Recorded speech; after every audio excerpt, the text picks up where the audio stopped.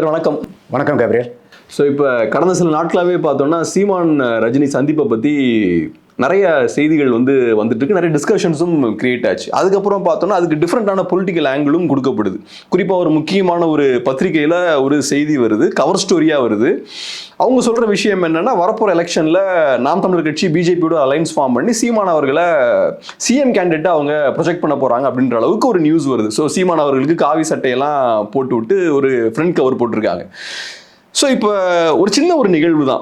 ரஜினி அவர்களை சீமான் அவர்கள் சந்திக்கிறார். அதுக்கப்புறம் பார்த்தோம்னா அது ஏகப்பட்ட பொலிட்டிக்கல் டிஸ்கஷன்ஸை கிரியேட் பண்ணுது, நிறைய ஸ்பெகுலேஷன்ஸை கிரியேட் பண்ணுது. எப்படி பார்க்குறீங்க இதெல்லாம்? இது நீங்கள் சொன்ன மாதிரி ஜூனியர் விகடன் பத்திரிகையில் அட்டைப்படமாக வந்தது. விகடன் குழுமங்கிறதுக்கு ஒரு நல்ல பேர் நம்ம தமிழ்நாட்டில் இருந்துட்டு வந்துச்சு. ஆனால் இந்த நிகழ்வின் அடிப்படையில் பார்க்கும்போது அது அவங்க அட்டைப்படத்தில் சீமானுக்கு ஒரு காவி ட்ரெஸ்ஸையும் ரஜினியை போய் சந்தித்ததுனால இவர் காவியானாருன்னு சொல்லப்பட்ட அந்த ரஜினிக்கு வெள்ளையும் வெள்ளையிலையும் இருக்கிறது போட்டது இது விகடன் அவர்களுடைய ரொம்ப என்ன சொல்கிறது, ஒரு கீழ்த்தரமான ஒரு மோசமான ஒரு மனநிலையை தான் படம் பிடிச்சு காமிக்குது. ரெண்டு பேர்த்துமே கூட நீங்கள் காவி ட்ரெஸ் போடுங்க.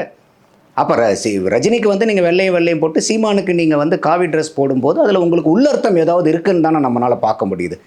அது ஜூனியர் விகடன் மாதிரி பத்திரிகைகள் செய்கிறது ரொம்பவே எதிர்பார்க்காத ஒன்று. இது இந்த சந்திப்புகள்னால சீமான் விமர்சிக்கப்படுறதை விட ஜூனியர் விகடனும் சேர்ந்து விமர்சிக்கப்பட்டு இருக்குதுங்கிறது தான் யதார்த்தமான உண்மை. அப்போது இந்த பத்திரிகையை கூட நம்ம வாங்கி படிக்கும்போது ஒரு 64 பக்கங்கள், ஃப்ரண்ட் பேஜ் லாஸ்ட் பேஜ் எல்லாத்தையும் சேர்த்தி அதில் பார்த்திங்கன்னா ஒரு 32 பக்கங்கள் திமுகவினுடைய உதயநிதி ஸ்டாலின் அவர்களுடைய பிறந்த நாளுக்கு வாழ்த்து தெரிவித்து அவர்கள் கட்சியை சார்ந்த மினிஸ்டர்களும் எம்எல்ஏக்களும் அமைப்பு இருக்கக்கூடிய ஆட்கள் ஒரு விளம்பரம் நாளேடு தான். இன்னும் சொல்ல போகணுன்னா அந்த பதிப்பு உதயநிதி ஸ்டாலினுடைய பிறந்த நாளினுடைய ஸ்பெஷல் எடிஷன் மாதிரி தான் இருக்குது. அப்போ அதை நீங்கள் போடும்போது இந்த ஒரு விஷயத்தை இவ்வளோ தூரம் பூதாகரமாக ஆக்கணுங்கிற அவசியம் இல்லை. இதை நீங்கள் செய்தியாக போடலாம், தப்பு இல்லை. ஆனால் சீமானுக்கு ஒரு காவி ட்ரெஸ் அடித்து நீங்கள் ஒரு அட்டைப்படத்தில் போட்டுறது இது வன்மத்தினுடைய உச்சமாக பார்க்குறேன் நான். இது ஒரு எல்லாருமே விகடன் பத்திரிகை ஒரு நடுநிலையோடு இயங்குவாங்கன்னு எதிர்பார்த்துட்டு இருக்கக்கூடிய நேரத்தில் அவங்க இந்த மாதிரி போட்டது எல்லாத்தினுடைய விமர்சனத்துக்கும் அது ஆளாக்கப்பட்டிருக்கிறதா தான் நான் பார்க்குறேன். அது ஒரு விஷயம். பட் இன்னொரு சைடில் என்னென்னா, இப்போ சீமான் அவர்கள் ரஜினி அவர்களை சந்திக்கிறாரு. சந்திச்சதுக்கு அப்புறம் மேபி சீமான் அவர்கள் வலதுசாரி சைடில் போகிறாரோ, ரைட் விங் சைடில் போகிறாரோன்ற நிறைய ஸ்பெகுலேஷன்ஸ் கிரியேட் ஆகுது. சீமான் அவர்களை சங்கிலாம் கிரிட்டிசைஸ்லாம் பண்ணுறாங்க. ஸோ அந்த ஆங்கிளில் பார்க்கலாமா? ரஜினி அவர்களை சந்திச்சா நீங்கள் ஒரு வலதுசாரி ஆள் அப்படின்ற மாதிரி பார்க்கலாமா? இது காரணம் சீமான் தான் இதுக்கு. ஏன்னா சீமான் இதுக்கு முன்னாடி வச்ச விமர்சனங்கள், ரஜினியை பற்றி ஆகட்டும் இல்லை சங்கின்னு சொல்கிறத பற்றி ஆகட்டும், அவர் செய்த விமர்சனங்கள் இன்றைக்கி அதே ரஜினிக்கு இவர் எந்த விதத்தில் அவர் சாதகமாக பேசுகிறாரு, அதே மாதிரி சங்கிங்கிற வார்த்தைக்கு என்ன ஒரு விளக்கம் கொடுக்குறாருங்கிறத வச்சு தான் இது இன்னும் பூதாகரமாக்கப்படுது. ஏன்னா இவர் ரஜினி அரசியலுக்கு வரும்போது வெற்றிடமாக இருக்குது, அதுக்காக நான் அரசியலுக்கு வரேன்னு சொல்கிறாருங்கும் போது அப்போ பழைய சீமான் அப்போ என்ன சொன்னார், சுடுகாட்டில் கூட தான் வெற்றிடம் இருக்குது அப்படின்னு பேசிட்டு சிரிக்கிறார்.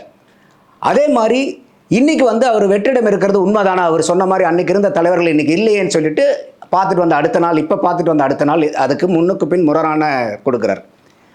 அடுத்தது உங்களுக்கு சங்கின்னு சொல்கிறீங்களே அப்படின்னு சொல்லும்போது முதல்ல சங்கின்னு சொன்னால் எனக்கு படுக்கும் பார்த்துக்கன்னு சொல்லிட்டு செருப்பெல்லாம் கூட தூக்கி காமிச்ச நிகழ்வுகள்லாம் இருக்குது. அப்போ என்னையே நீ சங்கிரியாடா அப்படி சொல்கிறியாடா அப்படின்ட்டு. ஆனால் இன்றைக்கி அதே அன்னைக்கு சொன்ன அந்த சீமான் இன்றைக்கி சங்கினா சகதோலன்கிறத அர்த்தம் இருக்குது, நண்பன்கிற அர்த்தம் இருக்குது, தெரியுதா அப்படிங்கிறார். ஆனால் அதை சொல்லிட்டு பின்னாடி சொல்கிறாரு. அவர் என்ன சொல்கிறாருன்னா, இன்றைக்கி திமுகவை யார் எதிர்த்தாலும் உடனே அவங்க சங்கிங்கிற டப்பாவை தான் நீங்கள் பெயிண்ட், விஜய் சொன்ன மாதிரி ஒரு பெயிண்ட் அடிச்சுக்கிட்டு இருக்கிறீங்க நீங்கள். அப்போ நாங்கள் திமுகவை எதிர்க்கிறனாலவே நீங்கள் என்னை சங்கின்னு சொல்கிற மாதிரி இருந்தால் நீங்கள் சொல்லிக்கிங்க, அந்த பொருள்பட தான் அவர் சொல்கிறார்.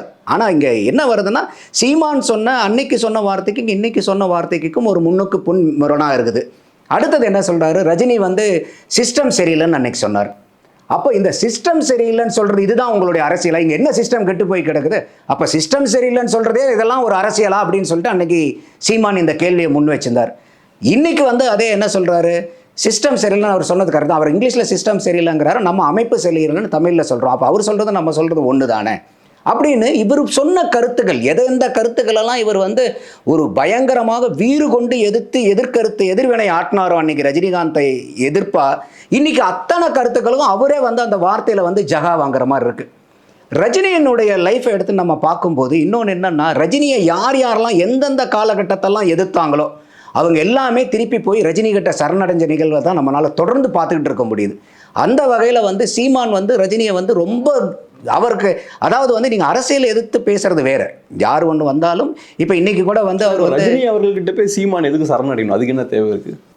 இது அதனால தான் சொன்னேன், இன்னைக்கு நீங்க இந்த 3 விஷயங்களும் ரஜினி சொன்ன வார்த்தைகள். ஆமா, சிஸ்டம் சரியில்லைன்னு சொன்னது, அதே மாதிரி வெற்றிடம் இருக்குன்னு சொன்னது.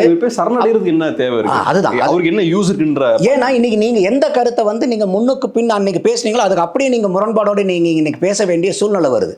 ஏன்னா நீங்க ரஜினியை சந்திச்சு வந்ததை இவரே வந்து நியாயப்படுத்துறதுனா, ரஜினியை போய் ஒரு தனிப்பட்ட முறையில் அவர் சந்திச்சதெல்லாம் வரவேற்கிறேன் நான்.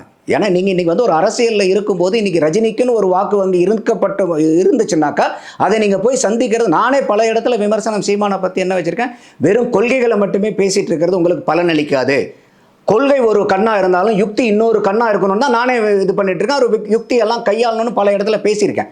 அப்போ இது வந்து ரஜினியை போய் பார்த்தது என்னுடைய பார்வையில் அது ஒரு யுக்தி, நல்ல யுக்தியாகவே தான் சொல்கிறேன். ஆனால் இது விமர்சனத்துக்கு எங்கிருந்து வருது? ஏன் மற்றவங்க எல்லாரும் இதை விமர்சிக்கிறாங்கன்னா, சீமான் சொன்ன அதே அவர் சொன்ன கருத்துக்களையே அவர் இன்னைக்கு முரண்பட்டு பேசுறதுனால தான் இது வந்து விமர்சனங்கள் ஆக்கப்படுது. விஷயம் என்னன்னா சார், நீங்க சொன்ன மாதிரி சீமான் அவர்கள் ரஜினி அவர்கள் ரொம்ப காட்டமா விமர்சிச்சிருக்காரு. ஆனா இந்த விமர்சனம் எப்போ வருது அப்படின்றது ரொம்ப அவசியம். இப்ப சீமான் அவர்களுக்கு ரஜினி ஒரு 10 வருஷத்துக்கு முன்னாடியே தெரியும், பட் அப்பெல்லாம் விமர்சிக்கல. ஸோ எக்ஸாக்டா ரஜினி அவர்களை சீமான் எப்போ விமர்சிக்கிறாருன்னா, ரஜினி அரசியலுக்கு வரேன் அப்படின்னு சொல்லும் போது எக்ஸாக்டா விமர்சிக்கிறார். ஸோ இப்போ வந்து ரஜினி அரசியலுக்கு வரமாட்டேன்னு சொல்லியாச்சு. ஸோ இப்போ விமர்சிக்க வேண்டிய அவசியம் இல்லை. ஸோ நம்ம புரிஞ்சிக்க வேண்டிய விஷயம் என்னன்னா, ரஜினியை விமர்சிக்கிறாங்கன்னா அது பொலிட்டிக்கல் பாயிண்ட் ஆஃப் வியூ வந்து மட்டும்தான். ரஜினியோட அரசியலில் தான் அவர் விமர்சிக்கிறாரு. அரசியல் ரீதியாக ரஜினி ஒரு அரசியல் கருத்துக்கள், ரஜினியினுடைய அரசியல் கருத்துக்களை தான் அன்னைக்கு எதிர்த்துட்டு அதே எதிர்த்த கருத்துக்கு இன்னைக்கு வந்து அவர் ஆதரவாக சொல்றாரு. சிஸ்டம் சரியில்லைன்னு சொல்றதே உங்களுடைய அரசியலா? என்ன சிஸ்டம் சரியில்லைன்னு கேட்கிறார். இன்னைக்கு ஆமா அவர் இங்கிலீஷ்ல சொன்னாரு, நான் தமிழ் அமைப்பு சரியில்லைன்னு சொல்லிட்டு இருக்கேங்கிறார். அப்போ நீங்க அரசியல் காரணத்துக்காக ரஜினியோட அரசியல் புரிதலை கேள்விக்குட்படுத்தலாம்னு நினைக்கிறேன். சிஸ்டம் சரியில்லைன்னா அந்த அவர் எக்ஸ்பிளைன் பண்ணுங்க, டீப்பா போங்க, என்ன அது என்ன கேள்வி அன்னைக்கு எழுப்புனாரோ அந்த கேள்விக்கு இன்னைக்கு சீமானே விட சொல்றாருங்கிறேன் நான். அப்ப நீங்க இன்னைக்கும் நீங்க அவருடைய அரசியல் கருத்தை நான் அரசியலுக்காக எதிர்த்து இருக்கேன்னா, அப்ப இன்னைக்கும் அந்த கருத்தினுடைய எதிர்ப்புல நீங்க திடகாத்திரமா இருக்கணும் இல்லையா? அன்னைக்கு என்னுடைய போட்டியாளர், அதனால நான் அவர் சொன்ன கருத்துக்கு எதிர்ப்பு, ஆனா இன்னைக்கு அவர் போட்டியாளர் இல்லை அதனால அவர் சொல்ற கருத்துக்கு நான் ஆதரவுன்னா, அப்ப நீங்க இந்த இடத்துல கருத்தை எதிர்க்கல, கொள்கையை எதிர்க்கல, ஆட்ல எதிர்த்திருக்கீங்கன்னு தானே நம்ம பார்க்க முடியும். அப்ப கொள்கை ரீதியான எதிர்ப்பு எங்க இருக்கீங்க? ரஜினிங்கிற ஒரு பிம்பத்தை தானே நீங்க எதிர்த்திருக்கீங்க. அதைத்தான் நான் பார்க்க வரேன். அப்போ அதெல்லாம் விமர்சனக்கு உட்காரப்படுது. சிஸ்டம் சரியில்லைன்றது சீமான் ஏத்துப்பார்னு நினைக்கிறேன். அவரோட அரசியல் சொல்றாரு, திராவிட சிஸ்டமே சரியில்லைன்றதான அவரோட. அவர் வந்து திடகாத்திரமா திராவிடம்ங்கிறது, அது இன்னும் சொல்ல போனா அது ஒரு அடைமொழி வச்சு திருட்டு திராவிடங்கிற அளவுக்கு வந்து ரொம்ப அதீதமா விமர்சிக்கிறார். அதுக்கு பொருள் அதான், அது வந்து அந்த அளவுக்கு அவர் பேசுறாரு. ஆனா இன்னைக்கு சிஸ்டம் சரியில்லைங்கிறது வந்து இன்னைக்கு சிஸ்டம்ங்கிறது இட்ஸ் ஓவரால். இன்னைக்கு சோஷியல் சிஸ்டம் இருக்கு, எக்கனாமிக்கல் சிஸ்டம் இருக்கு, பொலிட்டிக்கல் சிஸ்டம் இருக்கு, எத்தனையோ சிஸ்டம்ஸ் இருக்கு சொசைட்டியில். அப்போ இதெல்லாம் வந்து அவர் அன்னைக்கு சிஸ்டம் சரியில்லைங்கும் போதெல்லாம் வந்து இவர் எதிர்த்து அதை எதிர்வினை ஆற்றாரு, பயங்கரமாக எதிர்வினை ஆற்றாரு. பட் இன்னைக்கு வந்து அவர் சொன்னது கரெக்டு தாங்கும் போது எந்த இடத்துல வந்து விமர்சனம் வந்துடும்னா, அப்போ சீமான் வந்து ரஜினியை எதிர்த்தாரா இல்லை ரஜினியினுடைய கொள்கைகளை எதிர்த்தாராங்கிற கேள்வி வந்துடும். அதுதான் எனக்கு இன்னொரு என்ன கேள்வி வருதுன்னா, சீமான் வந்து இன்னைக்கு ரஜினியை போய் பார்க்கறதுல யாருக்கும் எந்த மாற்று கருத்தும் கிடையாது. ஏன்னா அவங்க யாரும் தெரிஞ்சுக்காதவங்க இல்லை. ரஜினியே வந்து ஒரு தடவை சொல்லியிருக்காரு, சீமான் பேசுறதெல்லாம் பார்த்து நான் அப்படியே வியந்து பார்த்துருக்கேன்றார். அந்த அளவுக்கு ஆனஸ்டாக ரஜினி வந்து சீமான் அவ்வளோ அப்ரிஷியேட் பண்ணி பேசியிருக்காரு. அப்படியே நான் மெய் மறந்தெல்லாம் பார்த்துருக்கேன் சீமான் பேசுறது அப்படின்ட்டு. அப்போது இந்த அளவுக்கு உங்களுக்கு சீமானை தெரியும், சீமானுக்கு ரஜினியை தெரியும். பிரச்சனை எங்கே வருதுன்னா, இங்கே ரவீந்திரன் துரைசாமிக்கு என்ன ரோல்? இந்த மீட்டிங்கில் அவர் இருக்க வேண்டிய கட்டாயம் என்ன? இப்போ நீங்களும் நானும் ரஜினியை போய் பார்க்கணுன்னா எனக்கு ரஜினியை தெரியாது, உங்களுக்கும் ரஜினியை தெரியாது, யாரோ ஒருத்தர் தெரிஞ்ச ஆளை கூட்டிகிட்டு போனோம்னாக்கா ஆமாம் என்னை இன்ட்ரடியூஸ் பண்ணி வச்சாருன்னு சொல்லலாம். அப்போ இன்னைக்கு வந்து ரவீந்திரன் துரைசாமி வந்து அந்த இடத்துல இருக்காரு அப்படின்னாக்கா அவருடைய ரோல் என்னங்கிறது அங்கே பார்க்கப்படுது இல்லையா? அப்போ நீங்கள் வந்து இப்போ இன்றைக்கி பாரதி ராஜாவை பற்றி பேசணும், அதை அவரை இப்போ மணிவண்ணனை பற்றி பேசணும்னா இதெல்லாம் இவங்க ரஜினிக்கும் சீமானுக்கும் தெரியாத அந்த சினிமா விஷயங்களை பூரா ரவீந்திரன் துரைசாமி எடுத்து கொடுத்து இவங்க 2 பேர்த்தினுடைய உரையாடல்களுக்கும் வலு சேர்க்க போகிறாரா அங்கே சினிமா சம்பந்தமானது. அப்போ கட்டாயமாக ஏதோ ஒரு அரசியல் சம்பந்தமான ஒரு பேச்சுவார்த்தை அங்கே ஏதோ இல்லைன்னா ரவீந்திரன் துரைசாமி அங்கே இருக்க வேண்டிய கட்டாயம் என்னங்கிறது என்னுடைய கேள்வி. ஆனா எனக்கு என்ன புரியலன்னா ரஜினிக்கு இதுல என்ன ரோல் அப்படின்னு தான் புரியல. அஃப்கோர்ஸ் இப்போ ரவீந்திரன் துரைசாமி அவர்களுக்கு ஒரு அரசியல் இருக்கலாம், சீமானுக்கு ஒரு அரசியல் இருக்கலாம், எல்லாம் ஆக்டிவா பொலிட்டிக்ஸ். ரவீந்திரன் துரைசாமி ஆக்டிவா பொலிட்டிக்ஸ் பேசக்கூடியவர், சீமான் அவர்கள் ஆக்டிவா பொலிட்டிக்ஸ்ல இருக்கக்கூடியவர். இதுல ரஜினிக்கு என்ன ரோல்னு எனக்கு புரியல. அப்படியே அரசியல் ரீதியா பேசுறாங்கனாலும் ரஜினி எந்த லெவல்ல ஹெல்ப் பண்ண முடியும் பொலிட்டிக்கலா அப்படின்றதான். அதாவது வந்து நான் எப்படி பார்க்குறேன்னா, எதிரிக்கு எதிரி நண்பன் அப்படிங்கிற மாதிரி சொல்லுவாங்க எப்பயுமே. இந்த ரஜினி வந்து அவருடைய படத்தினுடைய ஆடியோ கேசட் அந்த அந்த ஃபங்க்ஷனில் வந்து காக்கா கழுகு கதை சொல்கிறார். அப்போ அந்த காக்கா கழுகு சொன்னதிலிருந்து வந்து ரஜினி ரசிகர்களுக்கும் விஜய் ரசிகர்களுக்கும் ஒரு ரிஃப்ட் ஓடிட்டுருக்கு. விஜயும் அடுத்த ஃபங்க்ஷனில் வரும்போது, ஆமாம், ஒரு அப்பாவுடைய சட்டையை வந்து போட்டு பார்க்கணும்னு நினைக்கிறதுல என்ன தப்பு இருக்குது, ஒரு அவர் வாட்சை நம்ம கட்டி பார்க்கணும்னு நினைக்க மாட்டோமா, அவர் உட்கார்ந்த சேரில் நம்ம உட்காந்து பார்க்கணுன்னு ஆசைப்பட மாட்டோமா, அப்படிங்கிறத வந்து கொஞ்சம் பேசி அதை வந்து டைல்யூட் பண்ணுறார். அப்போ என்ன ஆகுதுனாக்கா, இன்னைக்கு வரைக்குமே அந்த ரஜினி ரசிகர்களுக்கும் விஜய் ரசிகர்களுக்கும் வந்து பெரிய அளவுக்கு வந்து ஒரு உடன்பாடு ஏற்பட்ட மாதிரி தெரியல. இருக்குது, இது வந்து எல்லா இடத்துலையும் ஏதாவது ஒரு சின்ன சின்ன முட்டுக்கள் இருக்கும். சோசியல் மீடியாவில் வரம்பு மீறி பேசக்கூடிய ரசிகர்கள் ரெண்டு பக்கமுமே இருக்கிறதையும் நம்மளால் பார்க்க முடியுது. அப்படி இருக்கிற பட்சத்தில் இது ஒரு யுக்தியா போய் ரஜினியை போய் பார்த்தோம்னா, அப்போ இன்றைக்கி என்னென்னா காரணம் என்னென்னா, இன்றைக்கி வந்து விஜயினுடைய என்ட்ரிக்கு அப்புறம் சீமானுக்கு வந்து ஒரு பதற்றம் வந்து ஏற்படுறதை நம்மளால் பார்க்க முடியுது.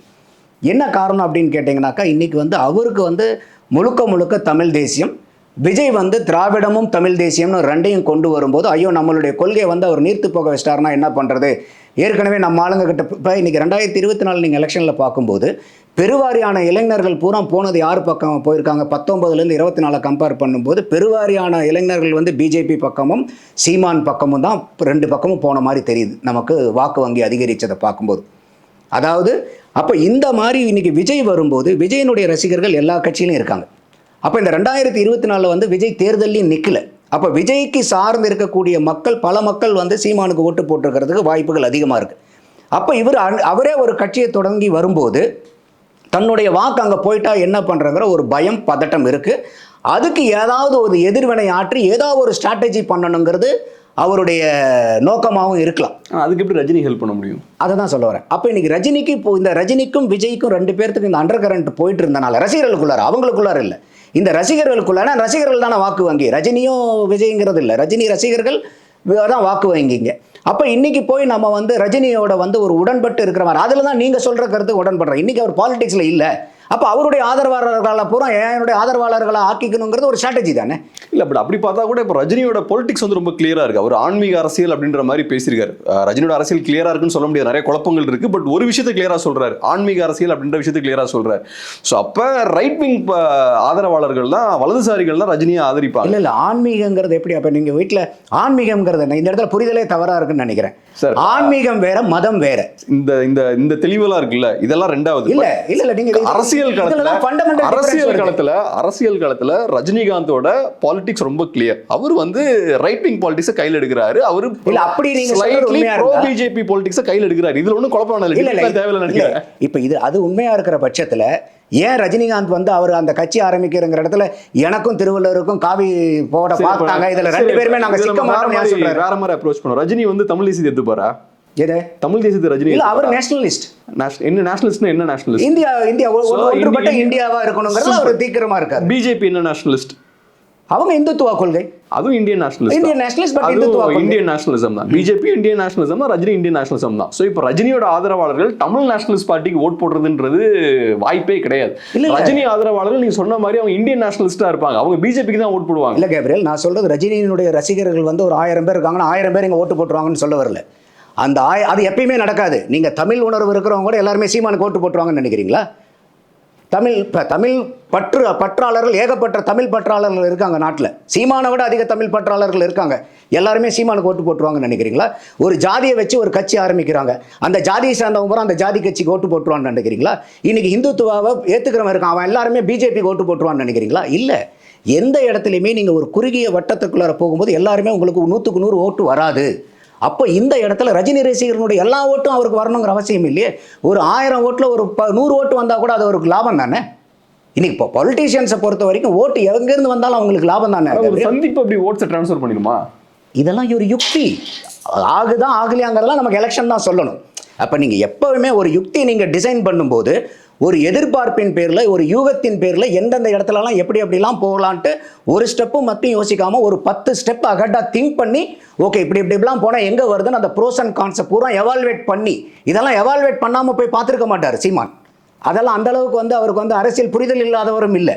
அப்போ இதெல்லாம் வந்து ஒரு 10 ஸ்டெப்ஸ் அகட்டாக திங்க் பண்ணி ஓகே ப்ரோஸை விட கான்ஸை விட ப்ரோஸ் அதிகமாக இருக்குது அப்படிங்கிற பட்சத்தில் அந்த ஸ்ட்ராட்டஜியை அடாப்ட் பண்ணுவாங்க. இது யாராக இருந்தாலுமே, இன்னைக்கு பிஜேபியாக இருந்தாலும் சரி, டிஎம்கேவாக இருந்தாலும் சரி, ஏடிஎம், எந்த ஸ்ட்ராட்டஜிஸ்க்குமே there is no one strategy which is 100% successful. Shoot shot ஸ்ட்ராட்டஜிங்கிறது கிடையாது. ஏன்னா ஸ்ட்ராட்டஜிங்கிறது வந்து ஒரு 10%, எக்ஸிகியூஷன் இஸ் த ரிமைனிங் 90%. ஆனால் இப்போ நாம் தமிழ் கட்சி தரப்புல வந்து ரொம்ப கிளியராக சொல்கிறாங்க, இது வந்து ஜஸ்ட் ஒரு பர்சனல் விசிட் தான், அவர் விருப்பப்பட ஆசைப்பட்டாரு, நாங்கள் போய் சந்திச்சோம், அவ்வளோதான் முடிஞ்சு போச்சு அப்படின்ற மாதிரி சொல்கிறாங்க. அதை தாண்டி இதுக்கு அரசியல் எதுவும் கிடையாதுன்றாங்க. ஸோ நீங்கள் அப்படி பார்க்கல, அதை தாண்டி அரசியல் இருக்குன்னு தான் பார்க்குறீங்க? இல்லை, அவரே சீமானே சொல்கிறாரு இதில் அரசியல் பேசிருக்கிறோன்னு சொல்கிறாரு. அரசியல் பேசுகிறாங்கன்னா இப்போ சீமான் ஒரு அரசியல்வாதி இல்லை, நான் இன்னொன்று கேட்குறேன், ஒரு சிம்பிளான விஷயம். இப்போ நீங்கள் ஒரு பொலிட்டிக்கல் அனலிஸ்ட், இப்போ நான் உங்களோட உட்காந்து பேசும்போது சினிமா பேச முடியாது, கண்டிப்பாக நான் பொலிட்டிக்ஸ் தான் பேச முடியும். ஸோ அவர் ஒரு அரசியல்வாதி, அரசியல்வாதிட்டு அரசியல் தான் பேச முடியும். ஸோ அந்த ஏதோ ஒரு அரசியல் பேசியிருக்கலாம், ஆனா அது ஏதோ கூட்டணி அந்த மாதிரிலாம் இல்ல. நான் அதுக்கு நான் போக விரும்பல. இப்ப இது போனனாலே நான் அதைத்தான் ஆரம்பத்திலே சொன்னேன். ஜூனியர் விகடன் சீமானுக்கு வந்து காவி உடை அணிஞ்சது இருக்கிறதுலே வந்து ரொம்ப வன்மமான செயல்னு தான் நான் ஆரம்பத்திலே சொன்னேன். நான் உடனே இன்னைக்கு சீமான் வந்து நான் பிஜேபி பக்கம் போவாருங்கிறதுல எனக்கு உடன்பாடே இல்லை. அந்த கருத்துல நான் முற்றிலும் வேறுபடுறேன். நான் என்ன சொல்றேன், நீங்க சொன்ன கணக்கு கூட இருக்காதுன்றேன். ஃபேன்ஸோட ஓட்ஸ் ட்ரான்ஸ்ஃபர் ஆகும்னு சொன்னீங்க இல்லையா, மேபி அது கூட இல்லாம இல்லை. எனக்கு அந்த மாதிரி இருந்தா என்னோட திருப்பி ஒரே கேள்வி, எதுக்காக அங்க ரவீந்திரன் துரைசாமி இருந்தாருங்கிறது மட்டும் ஒரு பதில் சொல்லுங்க, அடுத்த கொஸ்டின் போலாம். என்ன கட்டாயம் அங்க ரவீந்திரன் துரைசாமி இருக்க வேண்டிய கட்டாயம் என்ன? ஒண்ணு ரெண்டு பேரும் காமன் ஃப்ரெண்டுன்றாங்க. என்ன இந்த சினிமாவுடைய காமன் ஃப்ரெண்ட் அவரு? ரஜினிக்கும் ஆர்டிஏ தெரியும், சீமானுக்கும் தெரியும். எந்த விதத்துல? What is the common point அவங்களுக்கு? சீமான் அவர்கள பொலிட்டிக்கலா தெரியும். பொலிட்டிக்கல் தான் அவங்க ரெண்டு பேருக்கு உண்டான கனெக்ஷன். அப்போ பொலிட்டிக்கலை பத்தி பேசலன்னா ரவீந்திரன் துரைசாமி அங்க இருக்குங்கிறத அந்த கேள்வி தான் நான் எழுப்புறேன். சரி, ஆர்டிஏ இப்போ என்ன சர்வீஸ் அங்க என்ன ரோல் ப்ளே பண்ணிருப்பாருன்னு நினைக்கிறீங்க? இல்ல, எனக்கு அது தெரியாது. எனக்கு வந்து என்னன்னு கேட்டீங்கன்னாக்கா, எல்லாத்துக்குமே ஒரு ஸ்ட்ராட்டஜிஸ் இருக்கும், ஒவ்வொருத்தருக்கும் ஒரு ஐடியா இருக்கும். அந்த ஐடியாவை வந்து ஒவ்வொருத்தரும், இப்போ நான் வந்து உங்களுக்கு ஒரு ஸ்ட்ராட்டஜி கொடுக்குறேன், நீங்கள் என்னை பிலீவ் பண்ணுறனால தான் நான் சொல்கிறது நீங்கள் கேட்பீங்க. ஸோ பொலிட்டிக்கலாக இருக்கலாம் அப்படின்ற ஒரு ஆர்குமெண்ட்டை வைக்கிறீங்க. ஆமாம்மா, இதில் பொலிட்டிக்ஸ்க்கு வந்து இல்லை, இது வந்து மரியாதை நிமித்தம். இப்போ நீங்கள் வந்து நாம் தமிழர் கட்சிக்காரங்க சொல்கிறாங்கன்னு சொல்கிறீங்க இல்லையா, எப்படி வந்து நீங்கள் ஆமாம் நாங்கள் நாம் தமிழர் கட்சிக்காரங்க வந்து ஆமாம் நாங்கள் இந்த அரசியல் காரணங்களுக்காக போய் பார்த்தோன்னு யாராவது சொல்லுவாங்களா? யாருமே சொல்ல மாட்டாங்க. அப்படி அவங்க சொல்லணும்னு எதிர்பார்க்கறதே வந்து தவறுதலான எதிர்பார்ப்பு. அப்போ இந்த இடத்துல வந்து நீங்கள் அரசியலே இல்லை, வெறும் மரியாதை நிமித்தமான சந்திப்புங்கிறத சீமானே ஒத்துக்கலையேங்கிறேன் நான். சீமானே எவர் சொல்கிறாரு, ஆமாம் நாங்கள் அரசியல் பேசணுங்கன்னு தான் சொல்கிறாரு. ரைட். இப்போ இவ்வளோ நேரம் பேச வச்சு நான் புரிஞ்சுக்கிற ஒரு விஷயம் என்னன்னா சார், இப்போ சீமான் அவர்கள் என்ன மாதிரியான அரசியல் ஸ்டாண்ட் எடுக்க போறார் அப்படின்றத நம்ம கிளியராக புரிஞ்சுக்கணும்னா அவரோட செயல்பாடை நம்ம பார்க்கணும். அவரோட ஃபியூச்சரில் என்ன பண்ண போறாரு, அவரோட அரசியல் நகர்வுகளை வச்சு தான் நம்ம கிளியராக புரிஞ்சுக்க முடியும்.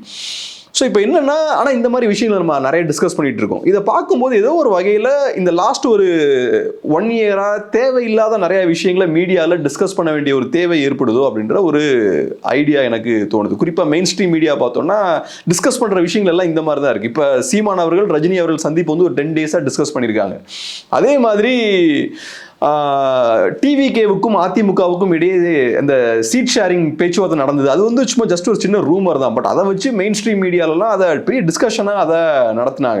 இது போக திமுக 200 சீட் ஜெயிப்பாங்களா ஜெயிக்க மாட்டாங்களா, அதிமுகவோட கூட்டணி உடையதா இல்லையா, இதெல்லாம் எப்போ டிஸ்கஸ் பண்ணுறோம், 1.5 வருஷத்துக்கு முன்னாடி நம்ம டிஸ்கஸ் பண்ணிட்டு இருக்கோம். ஸோ இதெல்லாம் பார்க்கும்போது ஏதோ ஒரு வகையில் குறிப்பாக மெயின் ஸ்ட்ரீம் மீடியா வந்து இஷ்யூஸை ஃபோக்கஸ் பண்ணாமல் இந்த மாதிரி வெறும் பொலிட்டிக்கல் சம்பந்தமான விஷயங்களே டிஸ்கஸ் பண்ணிட்டு இருக்காங்களோ, பெரிய ஒரு டைவர்ஷனாக இருக்கும் அப்படின்னு தோணுது. எப்படி பார்க்குறீங்க அதை? கண்டிப்பாக. ஏன்னா சீமானே அடுத்த நாளே வந்து அவருடைய மாவீரர் அந்த கூட்டத்தில் தெளிவாகவே சொல்கிறார், ஏன்னா எனக்கே நீ சங்கி ட்ரெஸ் போடுறியா, எனக்கு எந்த ட்ரெஸ் போட்டாலும் ஷூட் ஆகும்டா, ஆனால் இந்த ட்ரெஸ் ஷூட் ஆகாது, I don't like it, it is ugly ட்ரெஸ்ஸுங்கிறார்.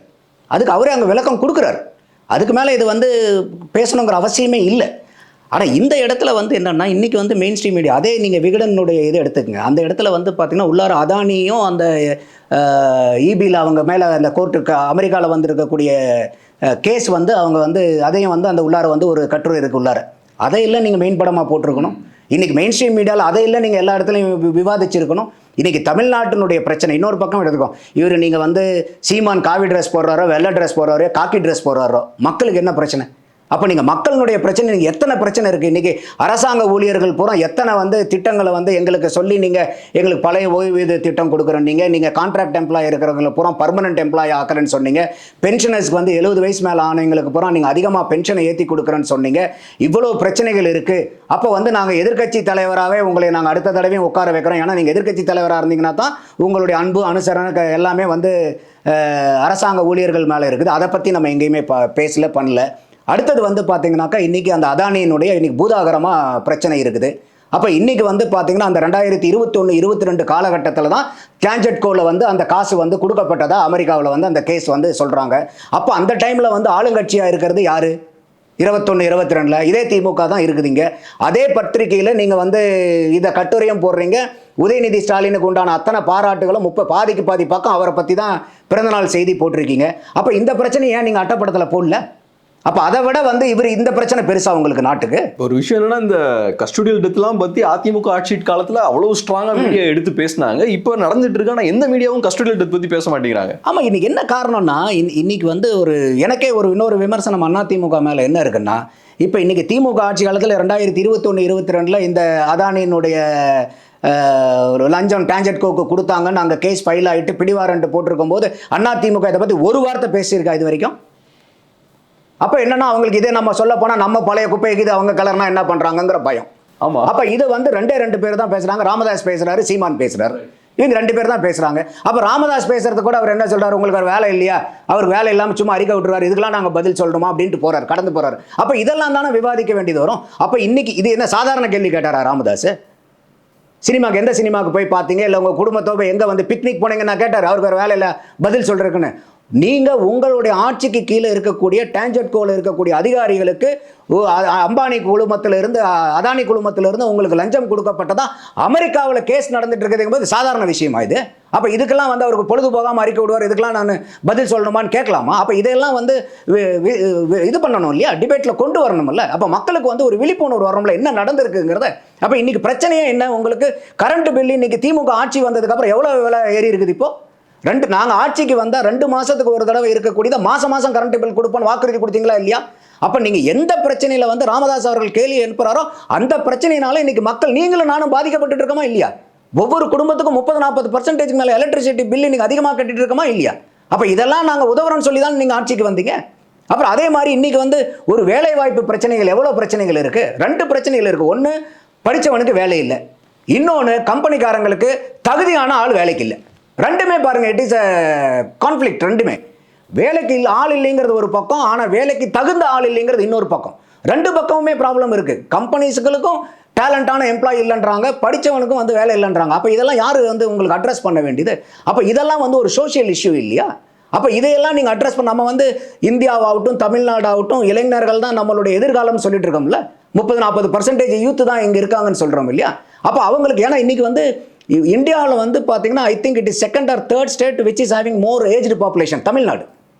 அப்போ இது நீங்கள் இருக்கக்கூடிய அப்கமிங் யூத்தை வந்து நீங்கள் ஸ்டெபிலைஸ் பண்ணாமல், அவங்களுடைய வாழ்க்கை தரத்தை எஸ்டாப்ளிஷ் பண்ணாமல் நீங்கள் எப்படி வந்து தமிழ்நாட்டை நீங்கள் அடுத்த கட்டத்துக்கு கொண்டு போயிட்டு இருக்க போது? ஓகே, இது நாள் வரைக்கும் தமிழ்நாடு நம்ம முன்னுக்கு வந்துட்டு இருக்கோம். அடுத்த 20 ஆண்டு 30 ஆண்டு 40 ஆண்டு என்ன ஆக போகுது தமிழ்நாடு?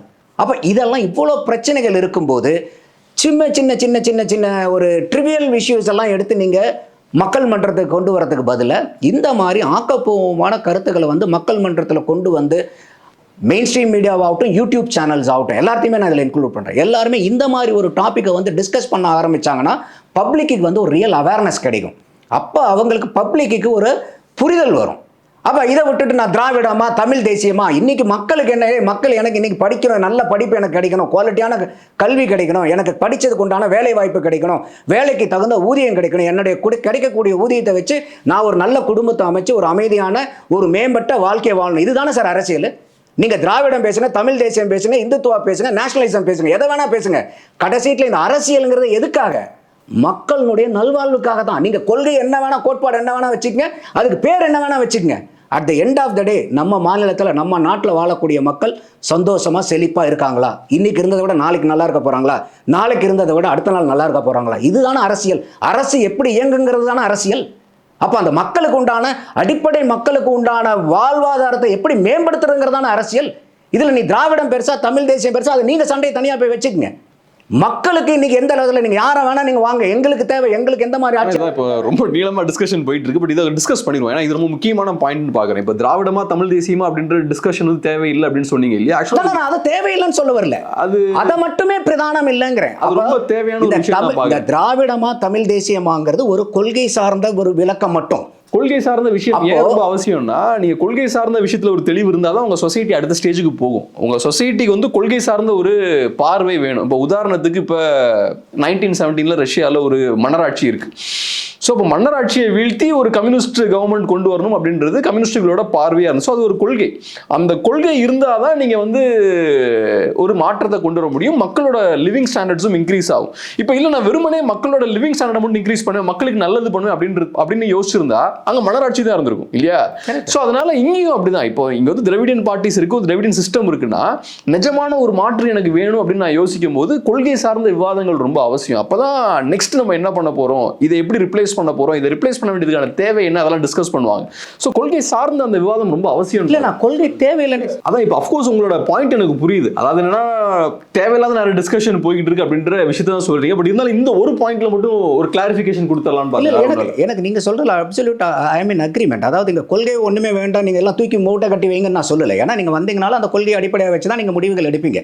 பட் நான் என்ன சொல்ல வரேன்னா, மக்களுடைய பிரச்சனைகளை கொண்டு போய் சேர்த்துங்க. இன்னைக்கு மக்கள் இன்னைக்கு ஒன்றுமே இல்லை. இப்போ நீங்கள் ஒரு பசியில் இருக்கிறவனுக்கு ஒன்றுமே இல்லை, அடுத்த வேலை சாப்பாட்டுக்கே இல்லைங்கிறவனுக்கு நீங்கள் என்ன தத்துவத்தை போய் அவன் பக்கத்தில் உட்காந்து பேசுனீங்களாலும் அவனுக்கு காதில் ஏறாது சார்.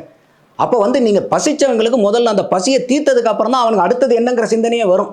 அப்போ அவங்ககிட்ட போய் நீங்கள் தமிழ் தேசியமோ நீங்கள் திராவிடமோ நேஷனலிசமோ பேசி பிரயோஜனம் இல்லை. ஏன்னா எனக்கு சோறே கிடைக்கலன்னு உட்காந்துட்டு இருக்கான். அப்போ அவங்ககிட்ட நீங்கள் அவனுடைய வாழ்க்கையை முதல்ல சாப்பாடு போடுங்க, அவனுக்கு புரிய வைங்க. அப்போ தான் அவன் நீங்கள் பேசுறதே கவனிப்பான். இல்லைனா என்ன பண்ணுவான், இதையும் கேட்டு அதையும் கேட்டு அவன் இவன் அயோக்கியம் தாண்டா அவன் அயோக்கியம் தாண்டான்னு போயிடுவான். ஏன்னா அந்த மக்களுக்கு அந்த புரியுற அளவுக்கு நம்ம விளக்கத்தை ஏற்படுத்தணும். அதுக்கு எல்லா மெயின் ஸ்ட்ரீம் மீடியாவாகட்டும், யூடியூப் மீடியாவாகட்டும், எல்லா மக்களும், இது உங்களுடைய பொறுப்பும் கூட என்னுடைய கடமையும் கூட, எந்த மாதிரி விஷயங்களை நம்ம கொண்டு போய் சேர்த்தணும். இது அரசியல்வாதிகளுடைய கடமையாக மட்டும் பார்க்கல, ஒவ்வொரு குடிமகனுடைய கடமையாகவும் நம்ம பார்க்குறோம். எப்படி நம்மளால முடிஞ்ச அளவுக்கு எந்த அளவுக்கு அடுத்த மனிதனை சக மனிதனாகவே பார்த்து எத்துணையும் பேதமுறாது எவ்வுயிரும் தம்முயிர் போல் என்ன வேண்டும்ங்கிறார் வள்ளலார். திருவள்ளுவரும் அதே தான் சொல்றாரு, பிறப்புக்கும் எல்லா உயிர்க்கும்ங்கிறார். இதுதான் நம்ம கட்சியில் இருக்கக்கூடிய எல்லாருமே. இன்னைக்கு சீமான் பேசுறதும் அதே தான், இன்னைக்கு வர விஜய் பேசுறதும் அதே தான், எல்லா கட்சிக்காரங்களும் அதே தான் பேசுறாங்க. ஆனால் செயல்முறைப்படுத்தணும், நடைமுறைப்படுத்தணும். அதில் எங்கெங்க சிக்கல்கள் வருது, தத்துவங்களில் சிக்கல்கள் இல்லை. தத்துவங்கள் எது வேணா எல்லாருமே இப்போ இன்னைக்கு திராவிடத்தில் மட்டும் ஆமாம் நீங்கள் எல்லாம் கொள்ளையடிங்க, வீடு பூந்து எல்லாம் திருடுங்க, இல்லை நல்லா வாழ்றவனை பூரா அவனை ஒழிச்சிருங்க, அந்த மாதிரி ஏதாவது கொள்கை இருக்கா திராவிடத்தில்? இல்லை தமிழ் தேசியத்தில் தான் இருக்கா? கொள்கைகள் எல்லாமே நல்ல கொள்கைகள் தான். அந்த கொள்கைகளை ஏற்றி வழி நடத்தக்கூடிய மக்கள் அங்கே தவறு பண்ணும்போது கொள்கைகள் மேலே பிரச்சனைகள் வருது. அப்போ இந்த கொள்கை மட்டும்தான் பிரச்சனையா, இல்லை அந்த கொள்கையை எக்ஸிக்யூட் பண்ணக்கூடிய ஆட்கள் கிட்ட பிரச்சனையான்னு நம்ம பார்க்கணும். அப்போ அதை பார்க்கும்போது இந்த புரிதலை நம்ம காமன் மேனுக்கு அண்டர்ஸ்டாண்டிங் ஏற்படுத்தணும். அப்போ எந்த மாதிரி ஒரு வாழ்க்கை உங்களுக்கு, ஏன்னா இன்னைக்கு எல்லாமே பண்ணிட்டு கடைசீட்டில் என்ன ஆகுது, 500 ரூபா கொடுத்தா ஓட்டு வருமா, 1000 ரூபா கொடுத்தா ஓட்டு வருமா? அப்போ இந்த அளவுக்கு நம்ம மக்களை ஒரு இடத்துல கொண்டு போய் கார்னர் பண்ணிட்டு இருந்தா நீங்கள் என்னதான் பேசி கடைசியில் என்ன பிரயோஜனம்? 500 1000 கொடுத்தா ஓட்டு வாங்கலாங்கிற அளவுக்கு நீங்கள் மக்கள் நிலைமையை கொண்டு போய் வச்சிங்கன்னா நீங்கள் என்ன தத்துவத்தை பேசி என்ன பிரயோஜனம் இருக்கு சார்? கடைசியாக ஒரே ஒரு விஷயம், இது ஒரு டைவர்ஷன் தான். ஏற்கனவே நீங்கள் பேசும்போது ஒரு விஷயத்த சொன்னீங்க, இந்த மாதிரி ஒரு பத்திரிகையில் சீமான் அவர்களையும் ரஜினி அவர்களையும் கவரில் வச்சு ஒரு கவர் ஸ்டோரி பண்ணுறாங்கன்றதெல்லாம் பேசணும். அந்த பத்திரிகையை பற்றி பேசும்போது அந்த பத்திரிகையில் பாதிக்கு பாதி உதயநிதி ஸ்டாலின் அவர்களை அவருக்கு வாழ்த்து சொல்கிற மாதிரியான ஆட்ஸ் நிறையா இருந்தது அப்படின்ற விஷயத்த சொன்னீங்க. இது போன வருஷம் இதே மாதிரி இருந்ததா அப்படின்ற ஒரு கேள்வி இருக்குது. போன வருஷம் இந்த அளவுக்கு இல்லை. போன வருஷம் அவரோட பிறந்தநாளுக்கு இந்த அளவுக்கு நிறைய ஆட்ஸ் எல்லாம் கொடுக்கல. இந்த வருஷம் பார்த்தோன்னா நிறைய பத்திரிகைகளில் இதே மாதிரி ஹெவியாக ஆட்ஸ் எல்லாம் இருக்கிறத பார்க்க முடியுது. அதை பார்க்கும்போது அந்த ஆட்ஸை பார்க்கும்போதும் துணை முதலமைச்சர் அப்படின்றத துணையை சின்னதாக போட்டு முதலமைச்சரை பெருசாக போடுறது, இந்த மாதிரியான விஷயங்கள்லாம் இருக்குது. ஸோ இப்போ பார்க்கும்போது என்ன கேள்வி வருதுன்னா, மேபி பவர் இப்போ டிஎம்கேல உதயநிதி ஸ்டாலின் அவர்களை சுற்றி கன்சாலிடேட் ஆக ஆரம்பிக்குதா? போன வருஷமே ஆயிருக்கும், பட் இப்போ பீக்கை டச் பண்ணிருச்சான்னு தோணுது. எப்படி பார்க்குறீங்க அதை? ஆமாம், இது நீங்கள் இப்போ இன்னைக்கு சீமானே முழுக்க திமுகவை எதிர்க்கிறதுக்கு காரணம் என்னென்னா, இது ஒரு குடும்ப அரசியலாக வந்துக்கிட்டு இருக்கு. அப்போ இங்கே அந்த கட்சியில் ஒரு மேற்று மொழியை பேசுகிறவங்க ஒரு தலைமையில் இருக்காங்கிறது தான் சீமானுக்கு ஒரு ஆகச்சிறந்த ஒரு கோபம். இப்போ எனக்கு தெரிஞ்ச வகையில் இன்றைக்கி திமுகவில் ஒரு தமிழர் தலைவராக வந்துட்டாருனாக்கா சீமானுடைய பிரச்சனை இருக்காது. ஏன்னா இன்றைக்கி தலைமை ஏற்கிறத தமிழன் தான் ஏற்கணுங்கிறது தான் அவருடைய பிரதான கொள்கையாக சொல்லிட்டு இருக்கார். அப்போ அந்த மாதிரி இருக்கும்போது இன்னைக்கு உதயநிதி ஸ்டாலின் அவர்கள் போன வருஷம் போடாத காரணம்னா போன வருஷம் அவர் துணை முதல்வர் அல்ல. பட் இருந்தாலும் ஸ்டாலினுக்கு, கலைஞருக்கு அப்புறம் ஸ்டாலின், ஸ்டாலினுக்கு அப்புறம் உதயநிதி, இவ்வளோ ஏன் உதயநிதிக்கு அப்புறம் இன்பநிதி வந்தாலும் அவருக்கு கீழே நாங்கள் வேலை செய்யறதுக்கு தயாராக இருக்கிறோம் தான் கட்சிக்காரங்க சொல்லிட்டு இருக்காங்க. அது அந்த கட்சியை சார்ந்தது. ஆனால் அப்போ இன்னைக்கு இருக்கக்கூடிய சூழ்நிலை என்னன்னா, அந்த விளம்பரங்கள் இவ்வளோ பக்கம் வர்றதுக்கு காரணமே என்னன்னா, ஓகே இன்னைக்கு வரைக்கும் வந்து ஒரு பேச்சளவில் இருந்தது இன்னைக்கு துணை முதல்வர் ஆயிட்டாரு. அப்போ ஆப்வியஸாகவே துணை முதல்வர் is a stepping stone to become எ முதல்வர். அப்போ அந்த மாதிரி இருக்கும்போது நம்ம இன்னைக்கு எல்லாருமே வந்து அவங்கவுங்க நம்ம அம்மா துண்டு போட்டு வச்சிடலாம் அப்படின்னு சொல்லிட்டு அதில் பார்த்தீங்கன்னா எல்லா மினிஸ்டர்கள் அதிகமான விளம்பரங்கள். ஸோ உங்களை பொறுத்தளவில் ஃபியூச்சரில் ஒரு பவர் ட்ரான்ஸ்ஃபர் நடக்குன்றது ரெடி ஆகிறாங்கன்னு பார்க்கலாம். ஆமாம், இப்போ இன்றைக்கே வந்து பார்த்தீங்கன்னா இப்போ எல்லா இடத்துலையுமே ஒரு திமுக வந்து துறை அமைச்சர்கள் போகிறத விட இன்னைக்கு உதயநிதி தான் எல்லா இடத்துக்கும் போயிட்டு இருக்கிறார். அவர் தான் எல்லா இடத்துலையும் காமிக்கிறாங்க. மற்ற துறை அமைச்சர்கள் வேலை செய்யாமல் இருக்க போகிறதில்ல. அந்தந்த துறை சார்ந்த அமைச்சர்கள் வேலை செஞ்சுக்கிட்டு தான் இருப்பாங்க. ஆனால் பிரதானமாக டிவியில் காமிக்கிறது பூராமே வந்து பார்த்தீங்கன்னா உதயநிதி எங்கே போனார், என்ன பண்ணார், என்ன செஞ்சார், ஏது செஞ்சாருன்னு. அப்போ இந்த துணை முதல்வரே எல்லா இடத்துலையும் போய் எல்லாத்தையும் செய்கிற மாதிரி இருந்தால் அப்போ மற்ற இலாக்காக்கள் வச்சிருக்கக்கூடிய மினிஸ்டர்கள் என்ன தான் பண்ணிட்டு இருக்காங்க, அந்த கேள்வி வருது. அப்போ அந்த இலாக்காக்கள் மினிஸ்டர் வேலை செஞ்சாலும் இன்னைக்கு வந்து எந்த இடத்துலையும் வந்து அவரை வந்து முன்னிலைப்படுத்துகிறார். திமுகவில் இருந்து ஸ்டாலின் அவர்கள் உதயநிதியை முன்னிலைப்படுத்திக்கிட்டே இருக்கார். என்ன காரணம்னா அடுத்ததை வந்து இவர் முதலமைச்சர்களுடைய இடத்துக்கு நோக்கி அவரை நகர்த்தணுங்கிறது தான் இதனுடைய இதை யதார்த்தமாக நம்மளால் புரிஞ்சிக்க முடியுது. அப்போ நமக்கே இது புரியும் போது கட்சிக்காரங்களுக்கு புரியாமையாக இருக்கும். அப்போ வந்து என்னதான் இருந்தாலும் இன்றைக்கி திமுகவில் வந்து இல்லை உதயநிதியை கொண்டு வரது எங்களுக்கு உடன்பாடு இல்லைன்னு துரைமுருகன் தான் சொல்லிட முடியுமா அந்த இடத்துல ஓப்பனாக? யாருமே சொல்ல முடியாது. அப்போ எதுக்கு எதிர்ப்பு குரலை கிளப்பிக்கிட்டு நம்மளும் சேர்ந்து ஒரு விளம்பரத்தை போடுவோன்னு சொல்லிட்டு தான் 64 பக்கத்தில் 32 பக்கம் விளம்பரமாகவே வருது அந்த ஜூனியர் விகடனில் அந்த எடிஷனில். அப்போ இது வந்து வரப்போகிற ஒரு முதலமைச்சர் கேண்டிடேட்டுக்கு நம்மளும் வந்து அவருக்கு நெருக்கமாக இருந்துக்கலாம். அப்போ எல்லாத்துக்கும் அந்த பவருக்கு வரப்போகிறவர்கிட்ட வந்து நெருக்கமாக இருந்துக்கிட்டால் நம்மளுடைய ரோலு ரெஸ்பான்சிபிலிட்டி அப்புறம் நம்ம சேஃப்கார்ட் பண்ணிக்கலாம். கட்சியிலுடைய பதவி ஆகட்டும், இல்லை மந்திரி சபையில் இருக்கக்கூடிய பதவியோ, இல்லை அடுத்த தடவை எம்எல்ஏ சீட்டோ, எல்லாத்துக்கும் நம்ம வந்து நம்மளையும் நம்ம சேஃப்கார்ட் பண்ணிக்கலாங்கிறது தான் இதனுடைய ஒரு யதார்த்தமாக நம்மளால் பார்க்க முடியுது, புரிஞ்சுக்க முடியுது. கேப்ரியல், ரொம்ப நன்றி சார். பிஸியான டைமில் அருமையான போயிட்டு ரொம்ப நன்றி. நன்றி கேப்ரியல்.